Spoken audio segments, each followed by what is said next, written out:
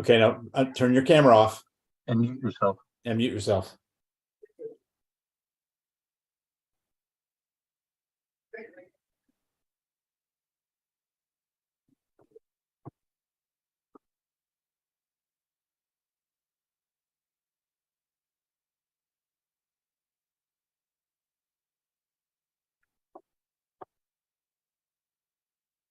Good evening, everyone. My name is Rob Rosello. I'm the Executive Director of R5 Productions and the Director and Playwright of this evening's performance of Cold Stun, Episode 4, An Echo of Tomorrow.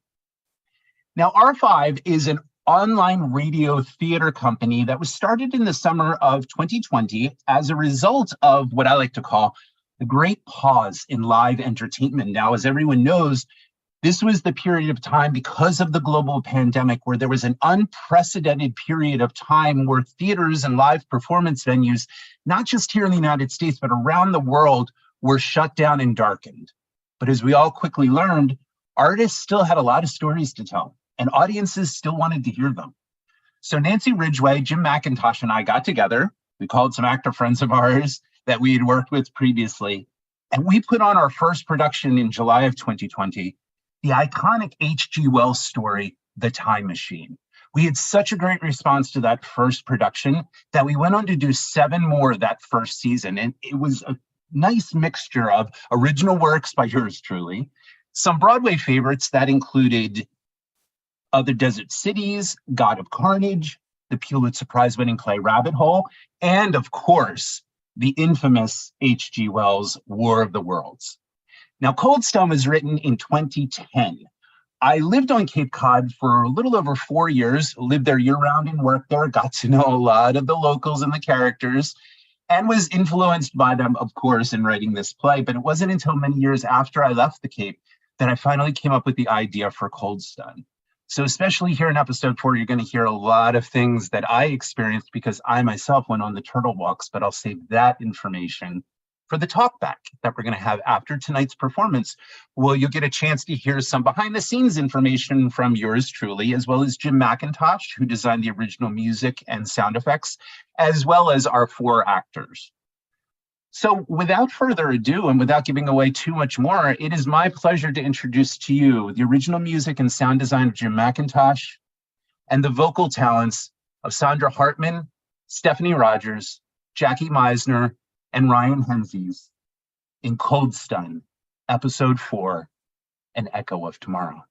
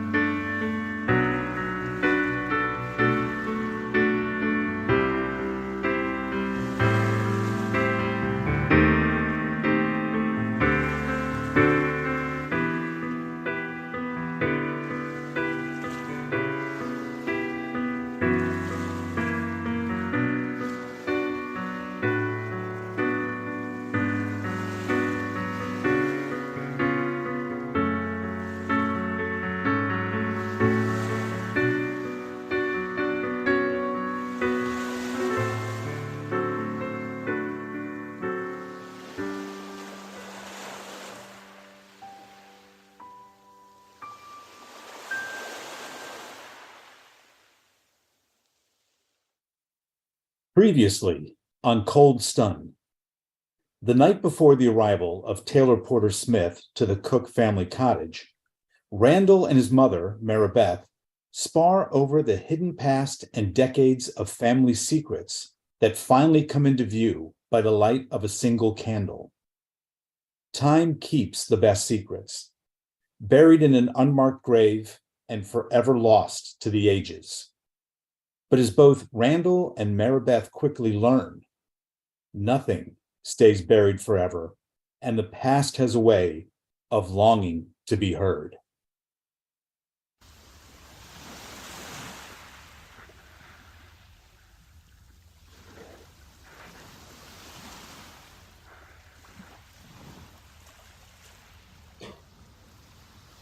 The person who called it in this afternoon's high tide said it was 100 yards or so, past the washed-up love seat marked with a square and seaweed. Well, what kind of square?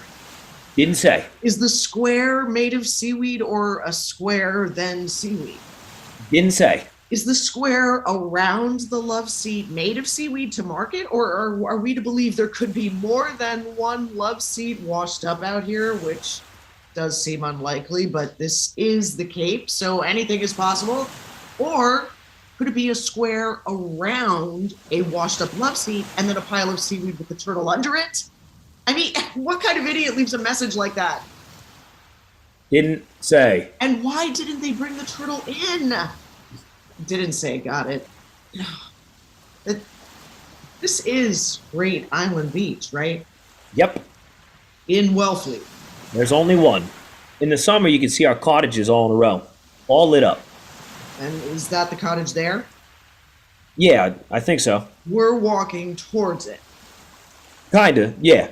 Well, did they say in their cryptic message which way on Great Island Beach? I thought you said in the car the beach was a little peninsula that created Wellfleet Harbor, because if that's the case... They said it was 100 yards past the washed-up love seat. On Great Island Beach. Right. So if we're walking towards the cottages... Shit! It's the other way. It's the other way. It didn't say in the message? I don't think so. Did you save the message? Here, you listen and I'll keep looking. Ignore the duct tape. I need to get a new one. This one had an accident last night. Okay. And why is it you don't have a cell phone? It also had an accident. Long story. I bet. Message said we should have turned left. And we turned right. We turned right. Shit. So our love seat and potential seaweed square. The other way. Damn it! Yeah. Hey, do you mind if, can I, would it be okay if I check my cell phone messages? Yeah, go ahead. I thought you didn't... Yeah, I did. I don't now. Got ya. Lost it? I threw it in the bay this afternoon. Probably not a good idea. Probably not. Yeah, I wasn't thinking clearly because it was right after I threw my wedding band into the bay, and that probably wasn't a good idea either, although at the time... Guess you were on a roll. I wasn't thinking clearly. Know what that's like. Fucking asshole! Ugh. My phone. Oh, God! You threw my God. phone I am into the water. Sorry. I am so sorry. Oh, my God. I will buy you a new phone. I mean, I needed a new one. I guess. God, I am so sorry. I don't know why I did that.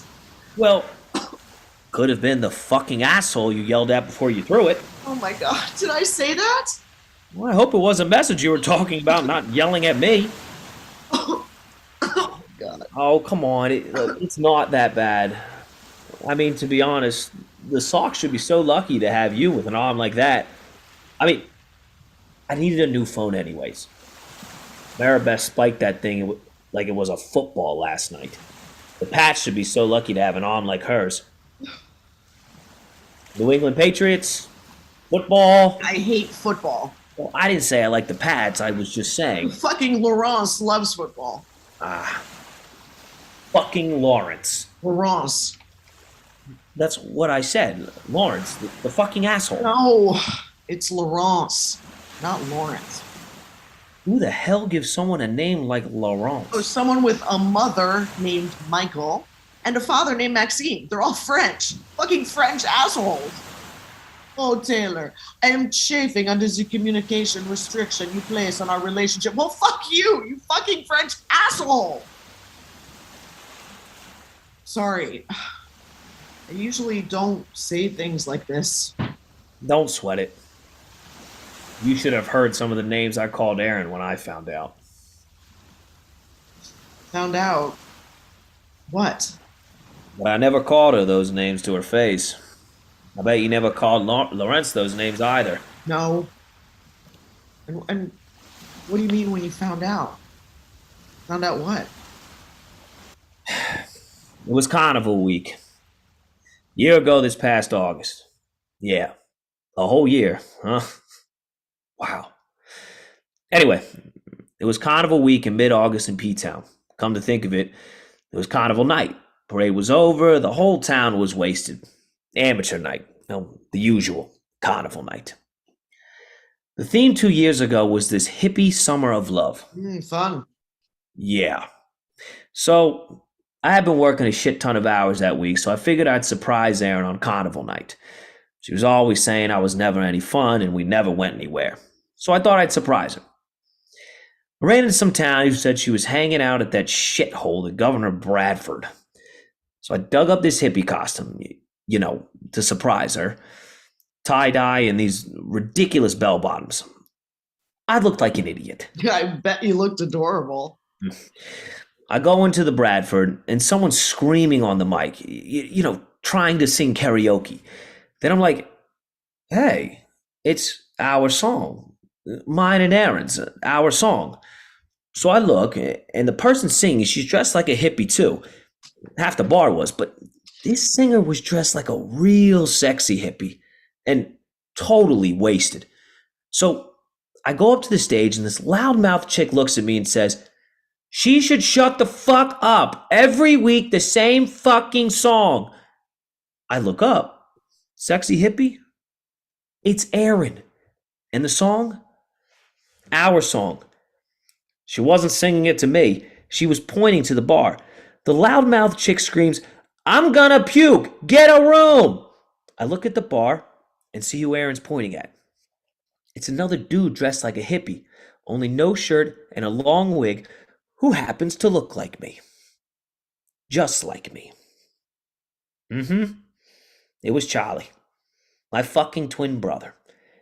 Aaron sees me, Charlie sees me, I run outside, they run outside. We have the loudest fight right out on Commercial Street. And you know what? Everyone was wasted, so wasted, they didn't even notice. Guess it was better, all the noise. Couldn't hear the sound of my heart breaking. Charlie took off, left without a word to no one. Later that night, Aaron threw me out. That was 14 months and 6 days ago. But who's counting?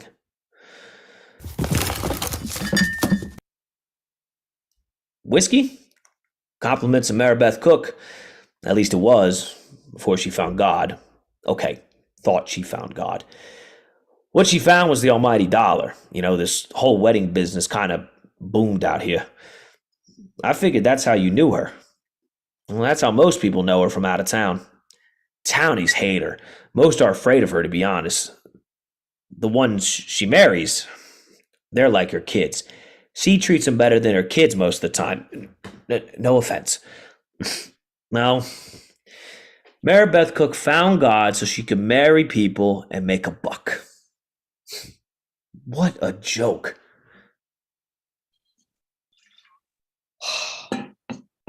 Pussy wine.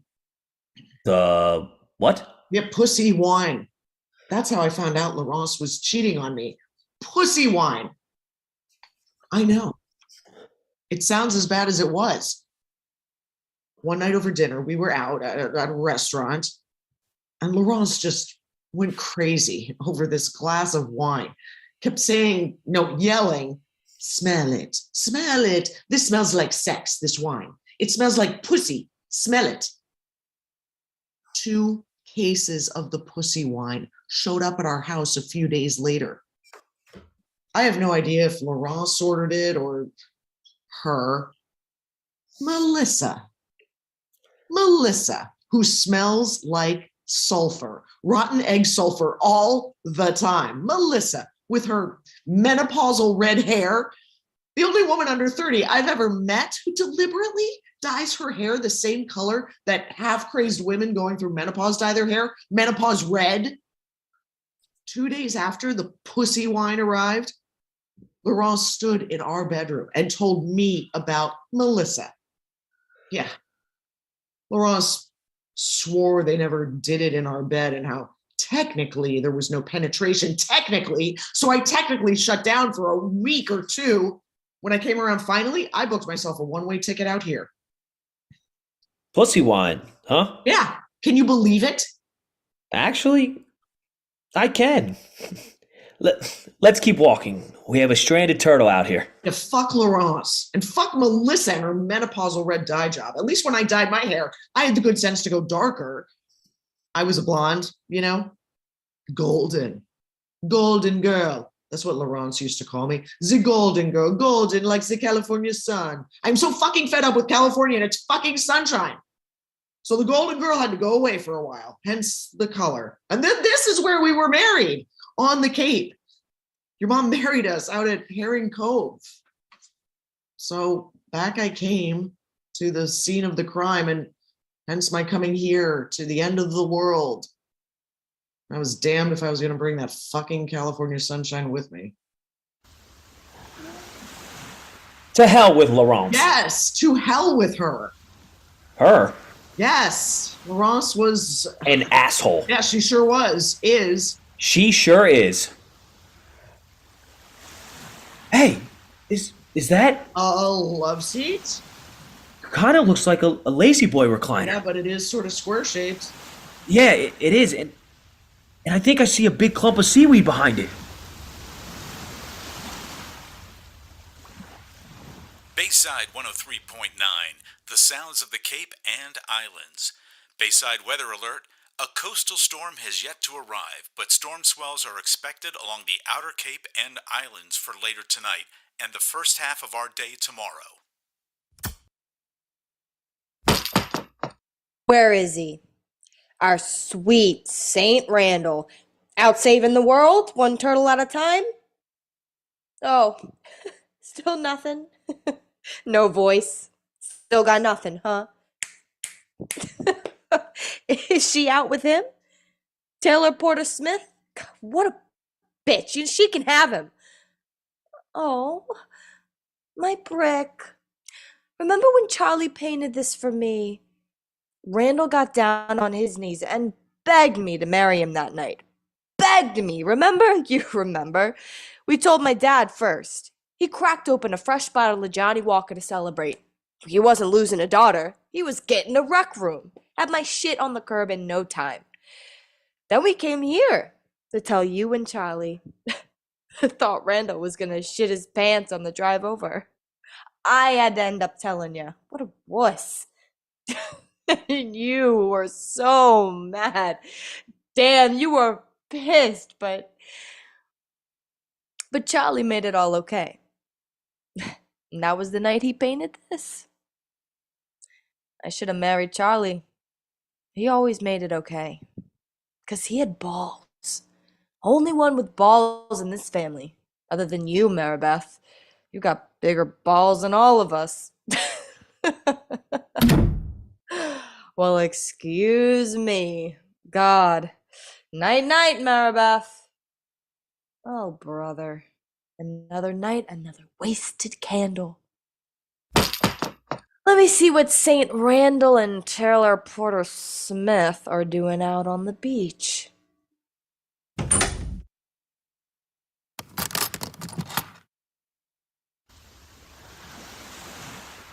I think this is it. Oh, my first turtle. Oh my God. Hey, you. Hey, what's going on? Huh? Well, hey, buddy. What are you doing out here? Huh? Sorry, I go right into my dog voice. I talk to puppies the same way when I see them. I gotta sound like an idiot. No! Oh, God, no. Is he alive? Don't know. They usually look dead. Takes them a while to come around sometimes. And it's early enough in the season. He should be alive. Oh, his little eyes, they're half closed. He looks like he's squinting or half asleep.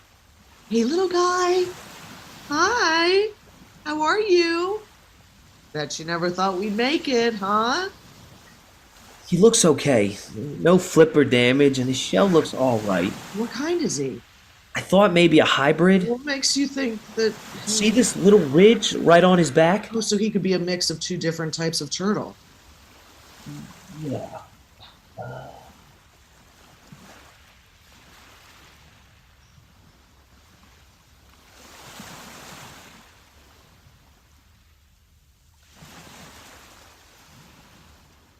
Can you take him to the wildlife sanctuary and find out, maybe? Maybe, I'm not sure. Bill at the wildlife sanctuary could usually tell right off. I think this little guy may be a Kemp Ridley. Oh, they're the endangered ones, right? Yeah. Well, we got you. You're going to be all better now. Don't you worry. All better. It does get better. Yeah. Have you forgiven her? Who? Erin? Yeah, I have.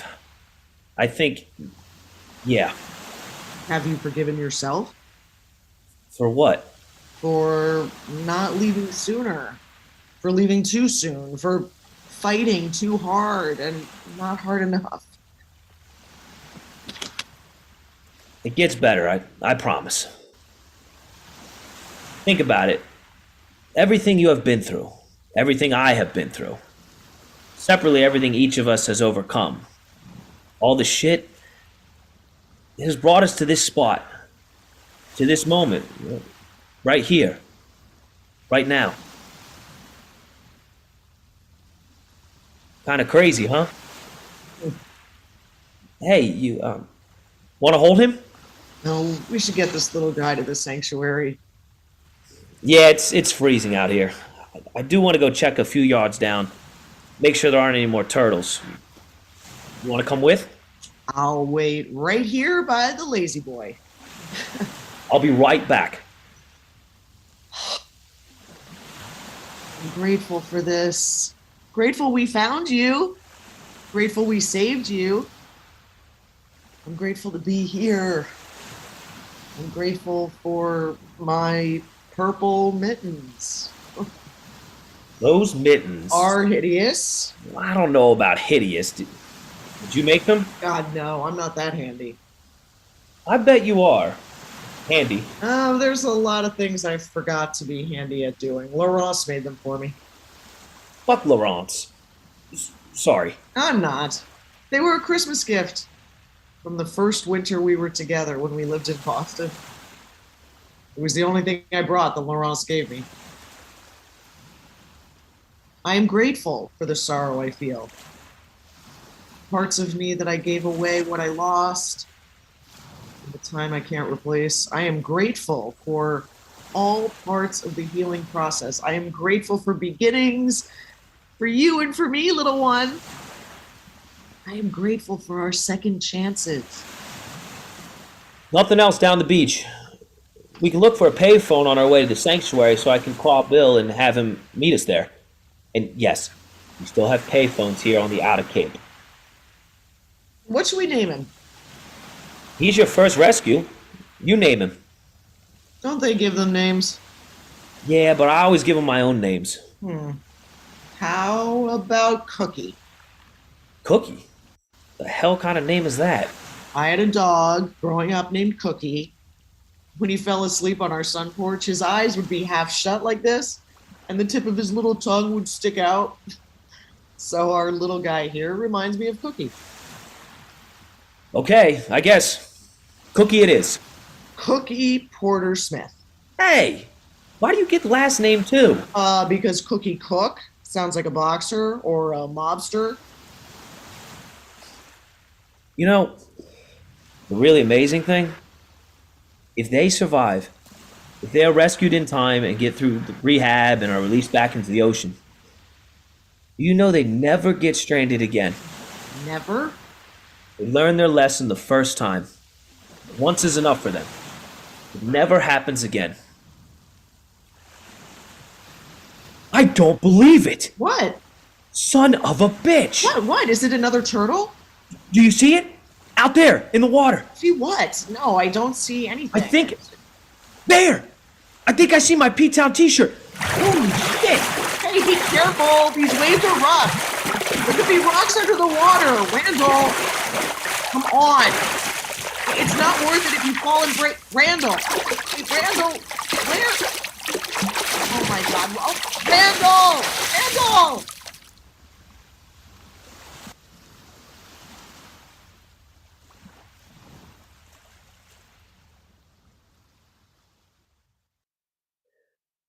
When the first wave hit me, I was only about knee deep in water. When I turned to try and miss the second wave is when I tripped. Maybe a rock, I guess. It was hidden by the first wave, and I fell. I think I heard Taylor yell my name.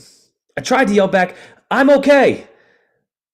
That was around the time I turned to see the third wave smack me in the face. I didn't see the next wave, or the one after that.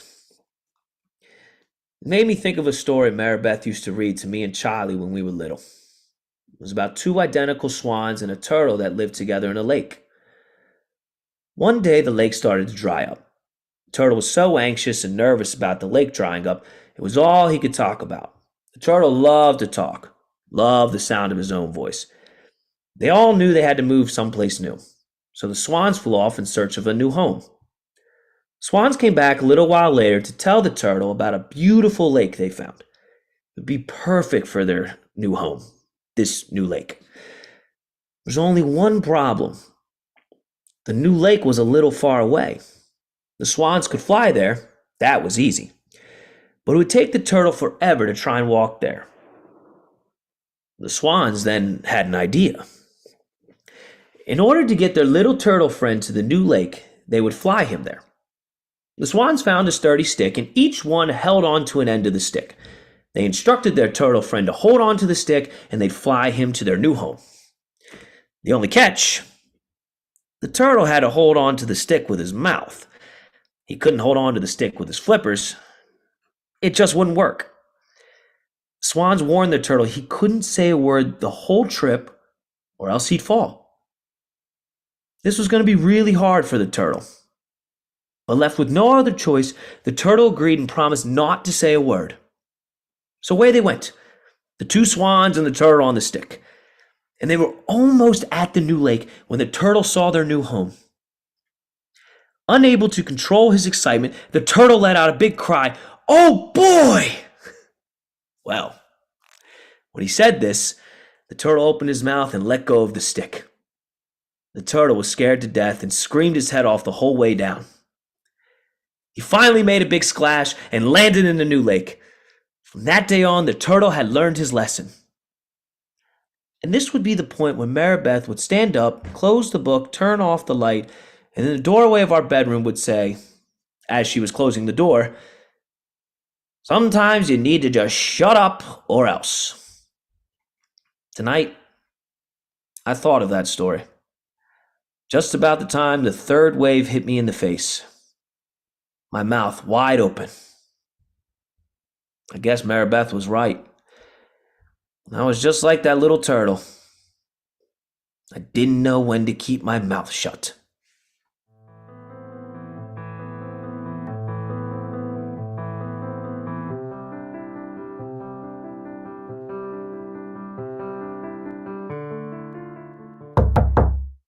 Maribeth? Oh, I'm so sorry. Did I wake you? Yeah, of course I did. It's the middle of the night. So we were on the beach and we found it. We found the turtle.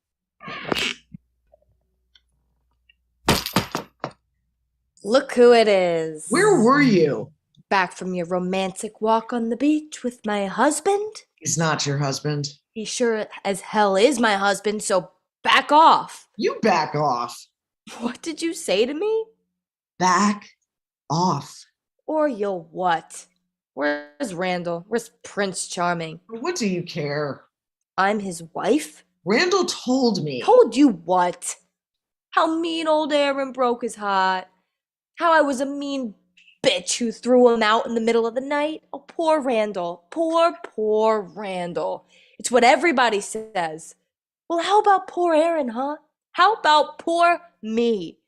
Did he tell you how he lied to me? Promised me the whole world, and I believed him. And you know what I got? I got lonely. Real lonely. I got lonely, and he got angry. I should be the angry one. He's the one who should apologize to me. I broke his heart. What about mine?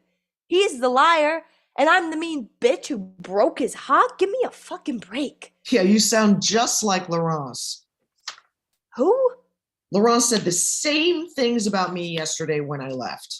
Who the fuck is Laurence? I pretended to be someone I wasn't. I pretended to be perfect. I pretended nothing mattered but Laurence, and it was never enough. Laurence the victim, Laurence the brokenhearted. I was the liar, and I was the reason Laurence had to cheat on me. That's why I threw the phone into the bay.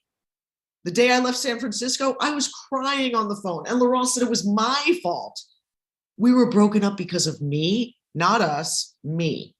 How could I have broken us up when I didn't even know who I was anymore? And you have the nerve to say it's Randall's fault? Yeah, he's no more to blame for what you did than I am for Laurence cheating.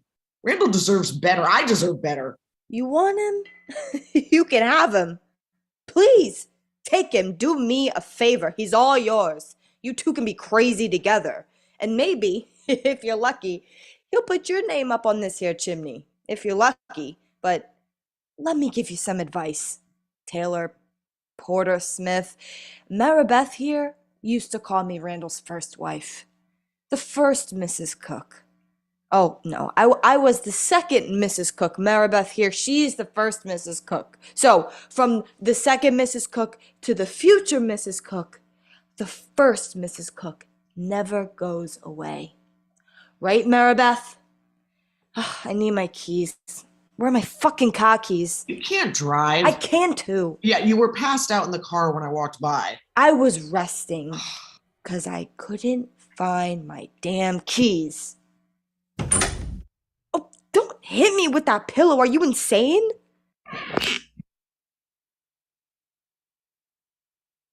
You are insane if you think I'm sleeping out there on that beach. Taylor Porter Smith, do something. Fine. I'll walk back to Brewster. There was an accident on the beach tonight. Randall's a bit shaken, but okay. No, Randall is not okay. He's not okay right now or last night, especially last night. He's not been okay for some time. Years, in fact, actually. Years. Randall is not okay. He got knocked down in the surf. He thought he saw his P-Town t-shirt in the water. He's okay. His clothes are soaked, though. And he had a change in the truck and is down at the Berlin cottage hanging up his clothes. He said it's the only place you'll allow a clothesline because you think they're tacky, and it's the furthest cottage from this one. He asked if I could get the keys to Berlin from you. He asked if I could sleep down there tonight. I think he wants to speak to you privately, and I'm okay with that. He also said there's a better chance of me getting the keys if I asked than if he did. Well, thank you. I'll see you in the morning. Why is Erin passed out in the car? Yeah, so much for walking to Brewster. She give you the keys?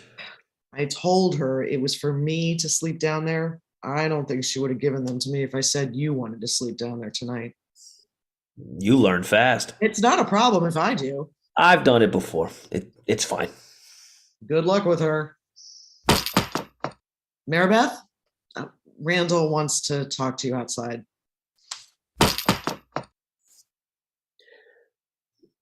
You always said you wanted to name the cottages after the constellations and stars instead of cities in Europe. I wanted you to change Florence to Testudo, the turtle constellation. You know, it's an obsolete constellation now. They don't recognize it as a real constellation anymore. Do you know why the turtles get stranded? I'm sure I told you a million times, but do you know the real reason? They never know when it's time to leave. The feeding grounds in the bay are too fertile, and the young turtles, they don't see the signs. The changing light, the changing seasons, they stick around, eating away. And then one day, it's too late. They get stuck. Water gets too cold and they go into shock. They get stunned right there in the water. That's when they start washing up.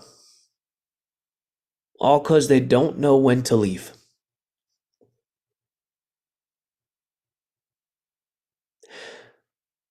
I'm gonna go to Florida.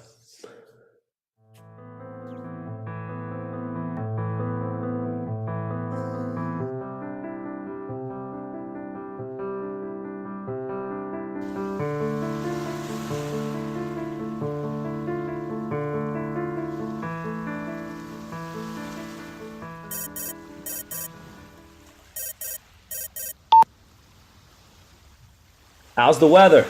Huh, hot. It is August on the Cape, Yeah, how's the weather down there? like the face of the sun. Well, it is August in Florida. Next week's carnival up there. Yes, it is. Miss it? Not at all. Can you see Cookie? No, I don't know. There are so many turtles. How's the new phone? Haven't tossed it in the bay yet. So, still got the phone. What's with all the letters? I'm trying to get back at those handy things I forgot to be good at doing. Besides, the cell phone shot put was never my kind of sport. I was more of a field hockey kind of gal. Hey, do you like the bracelet? It's very purple. Well, midwinter, my purple mittens started to unravel. Talk about signs. Yeah, so I pulled them apart and started to make a scarf. I thought you couldn't knit. Yeah, and apparently neither can Maribeth. Oh, God. Hence the bracelet. You know, someday you're going to run out of purple and have to move on to another color. Eventually. Eventually. Oh, I see her. Cookie? I think so. Oh, if it is Cookie, Cookie got fat. Yeah, they eat better in rehab than they do in the wild. There are a ton of people here on the beach watching them get released back into the water. How many did you end up bringing in by the end of the season? 16. Busy season. Did they let you take one out to the beach? Kinda. I had to ask some people, I had to ask some other people to look the other way.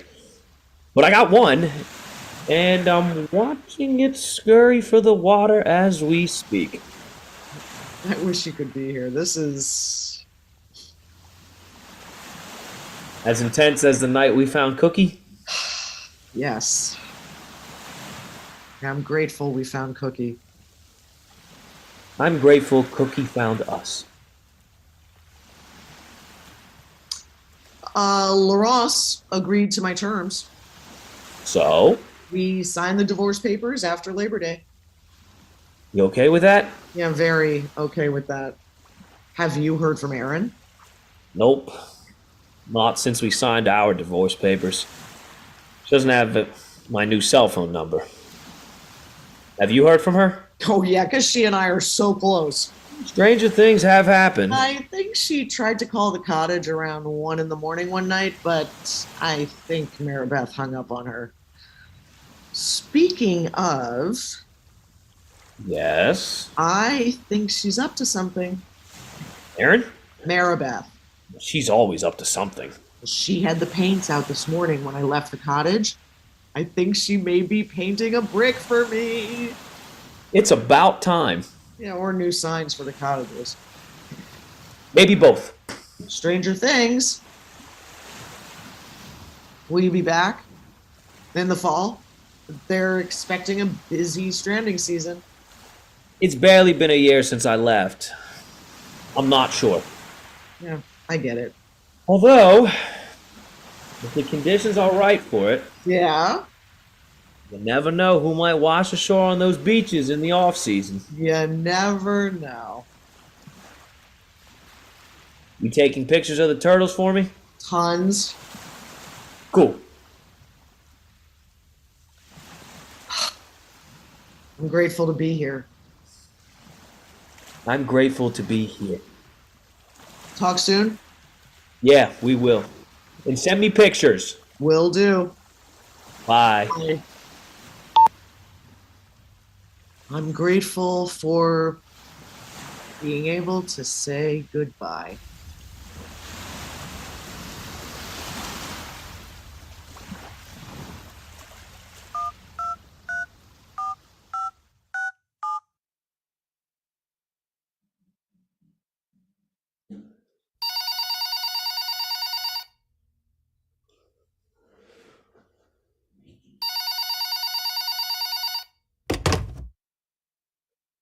Hello? Maribeth? Mother? Mom?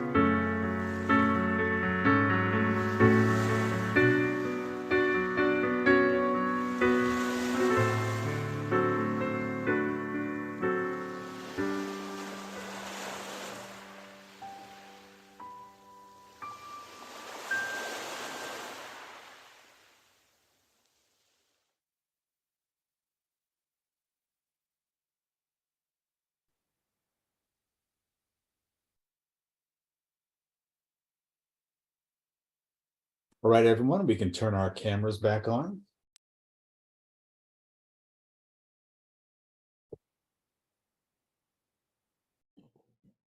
And while everybody gets their cameras on, we will get ready to do our talk back.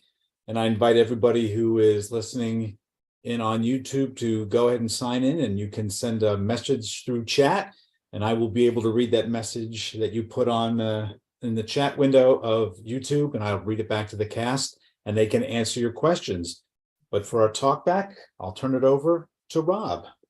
Hey, thank you, Jim. My name is Rob Rosello. Like I said at the beginning, I'm the director and playwright of Cold Stun. So I'd like to go around and do introductions. So when I call on you, just introduce yourself and say what part you had in the show. So I'm going to begin counterclockwise in my screen. Jim, we'll start with you. Jim McIntosh, and I'm the technical director for R5, the composer of the music. And for this production, I was also the announcer that you heard on the radio and at the beginning of the shows. All right, Stephanie. Hello, I'm Stephanie Rogers, and I had the pleasure of being Taylor Porter Smith. Ryan. Hello, I'm Ryan Henses, and I was Randall Cook. Jackie. Hi, I'm Jackie Meisner, and I was Aaron Cook, Aaron O'Reilly. Depends on the day. Or who you're talking to. Or who And I'm talking to. last but not least, Sandra. Oh, Sandy, we can't hear you.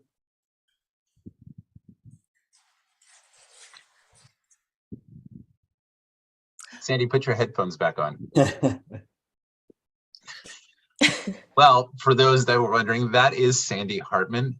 Try it now, Sandy.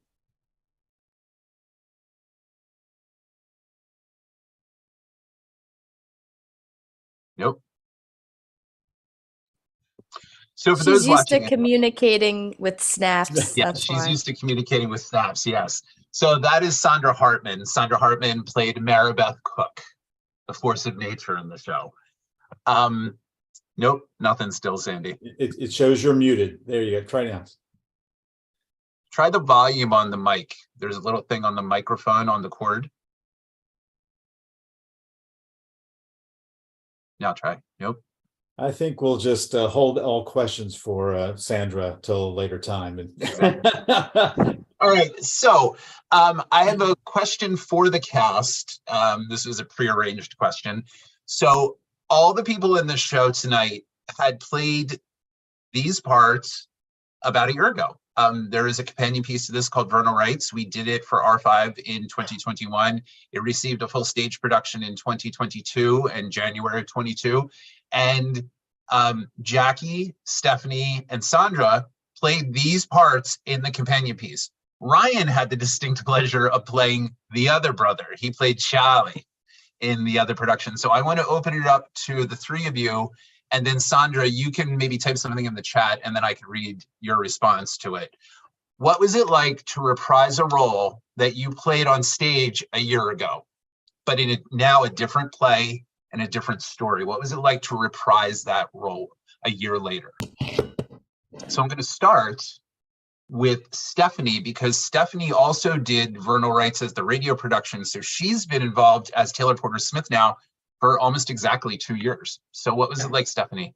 Yeah, so it's very cool to move from one genre to another. The last play that we did was live and on stage, and now this is just a radio play. So any of the actions that I had become accustomed to with this character, I sort of were useless to me now. And the challenge of just bringing things across with my voice alone, I enjoy that.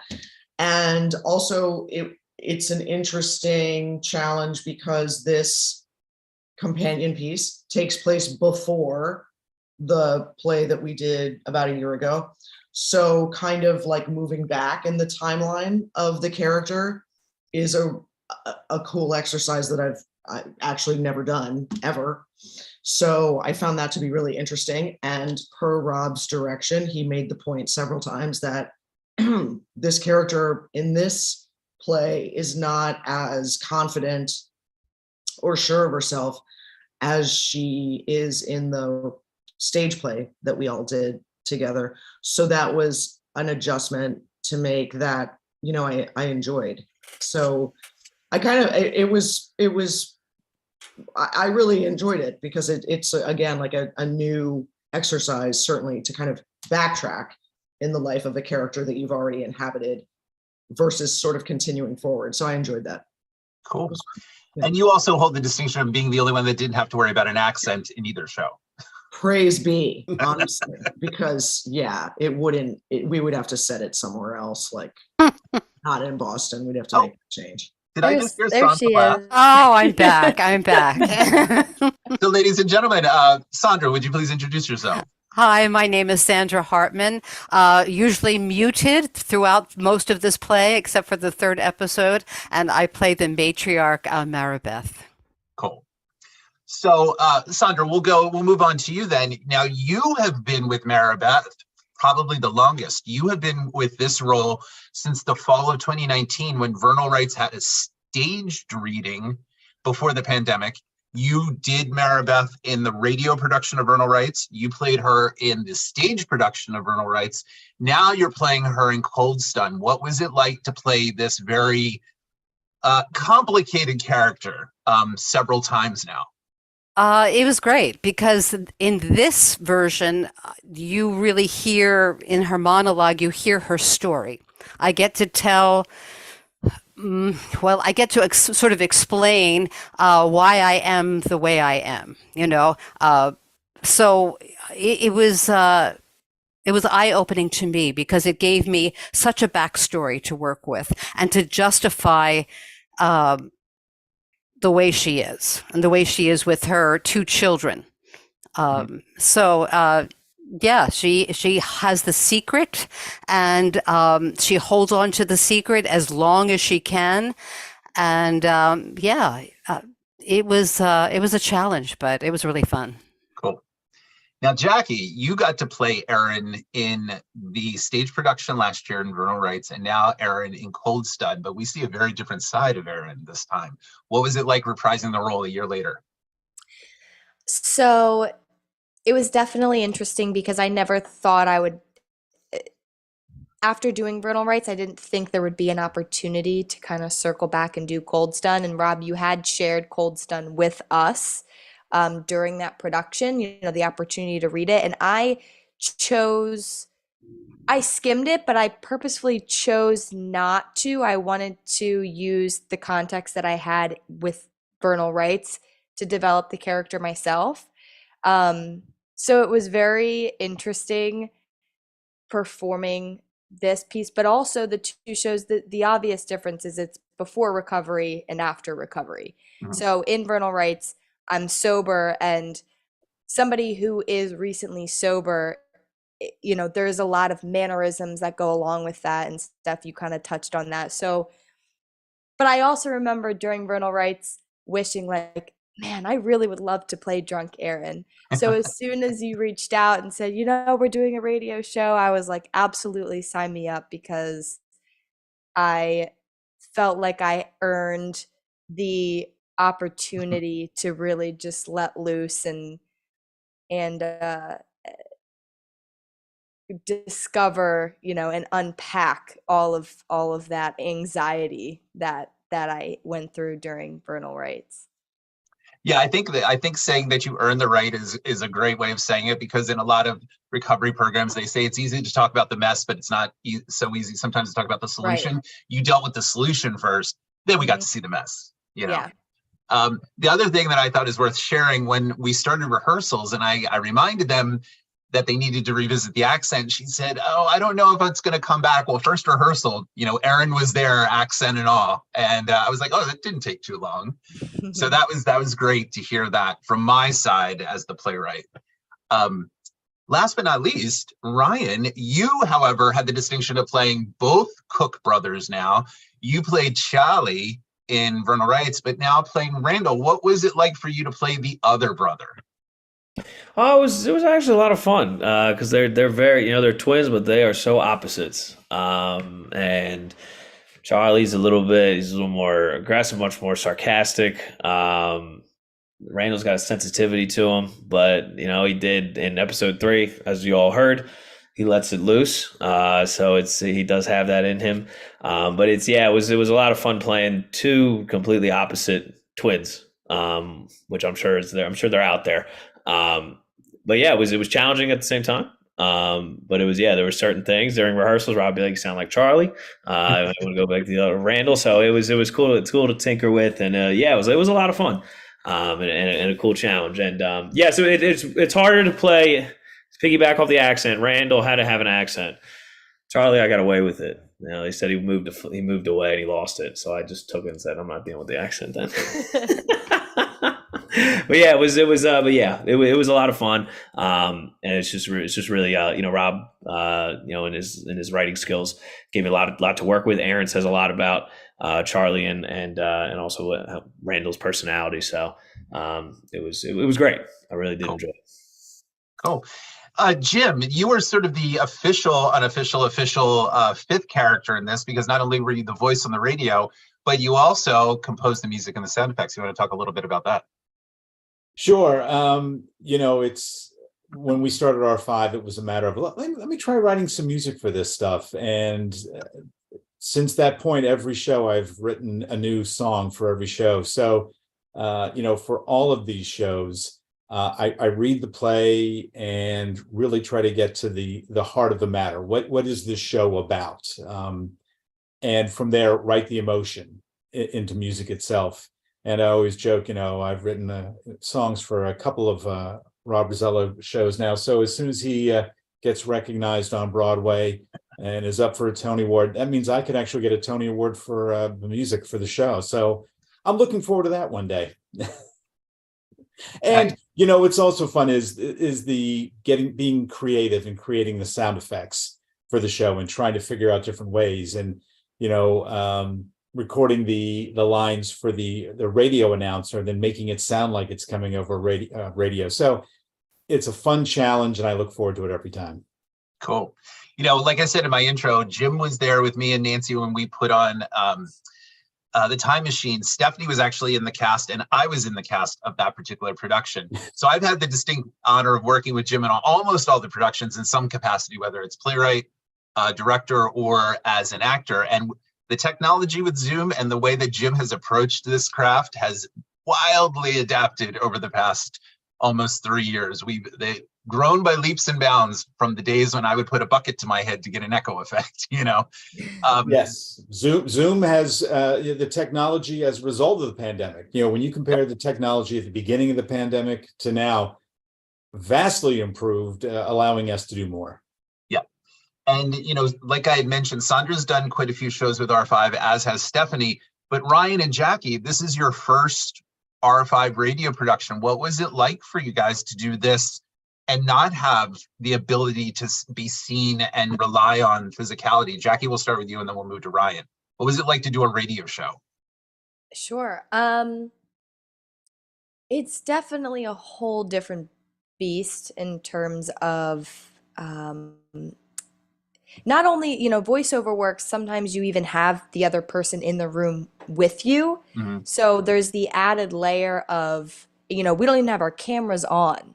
So you're really just taking away all of your senses and just relying on what you're hearing and imagining the person standing across from you. And the way that I do it is I try to stand up when I'm doing it, and if you could see me, I'm still physically doing everything, and I'm almost exaggerating even more than I would if I was on stage. So that way, in my mind, what I'm doing with my face is changing the way that it's coming out of my mouth, whether that's true or not. That's just what works for me.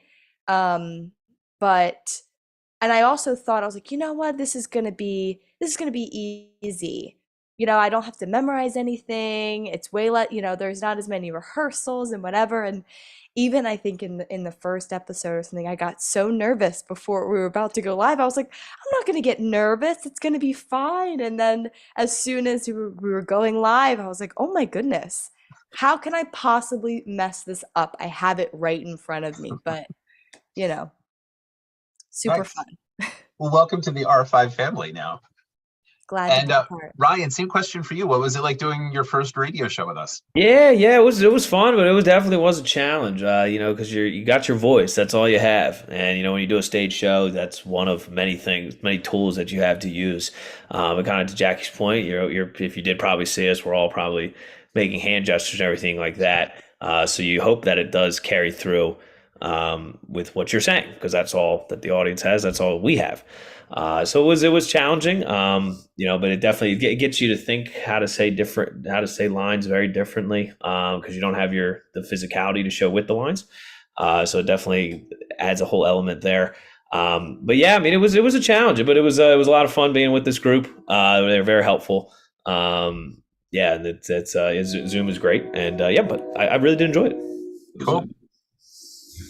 Yeah, so for me as the playwright, I've had two readings of this. The original reading happened in 2011 in New York City, and then there was a reading in 2018 outside Philly. Full stage production of Cold Stun happened in 2019. And with this one, I was able to do rewrites on this and make adjustments. And there were things that I had to add in and change and adapt for the radio production. So for example, Jim's radio announcer was not in the original production, but that I needed a transitional thing. So I added that in, and that will probably now stay in. The same thing happened with Vernal Rights.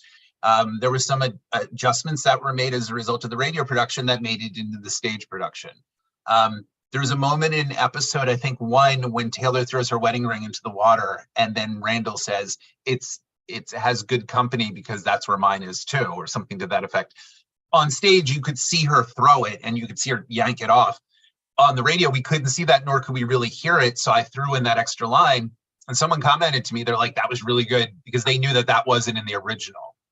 So I will keep stuff like that. And also a major change that I did in this one was originally Maribeth ended the play.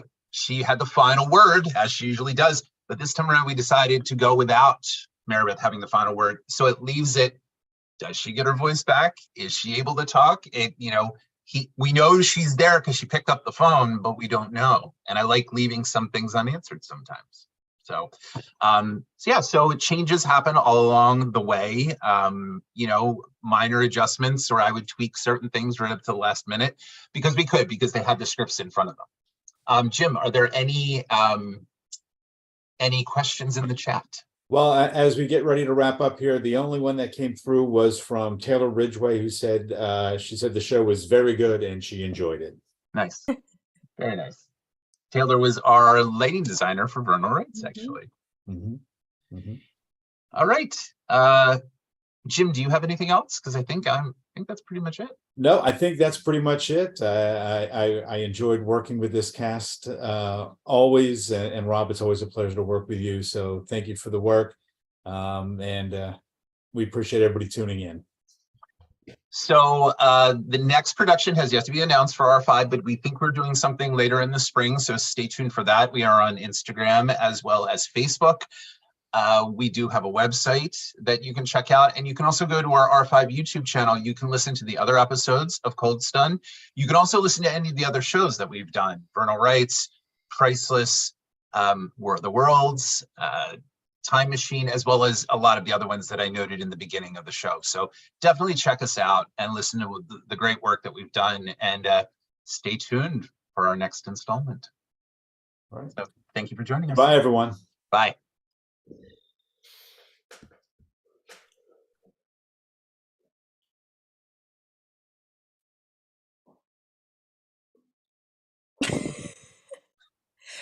So long,